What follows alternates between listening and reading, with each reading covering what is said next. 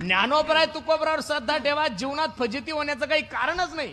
तुमची अशी मानसिकता झाली, जो सगळ्यात युट्यूबवर फेमस तो सगळ्यात मोठा बाबा, ज्याची सगळ्यात मोठी दाढी तो सगळ्यात मोठा बाबा, ज्याची सगळ्यात मोठी गाडी तो सगळ्यात मोठा बाबा. आता दाढीचा जर विचार करायला गेलो तर जेवढे दाढीवाले जेलमध्ये गेले तेवढे बिना दाढीवाले नाही. मग दाढीवर जर साधू ठरवसाल तर अस्वलाला सुद्धा हातात केस असतात, मग साधू का अस्वलाला म्हणणार आहे तुम्ही? अजिबात नाही. साधू फक्त ज्ञानोबराय तुकोबराय. तुम्ही काय करता, 2 तासाचं कीर्तन ऐकून कोणावर श्रद्धा ठेवता आणि त्यानं काही उद्योग केले, मग लोक म्हणतात आहा आता तर महाराज लोकही बिघडले. महाराज लोक बिघडतच नाही, तुम्ही बिघडलेल्या महाराजांच्या नांदी लागले, त्यामुळे प्रॉब्लेम वाढले. ज्ञानोबराय तुकोबरावर श्रद्धा ठेवा, जीवनात फजिती होण्याचं काही कारणच नाही.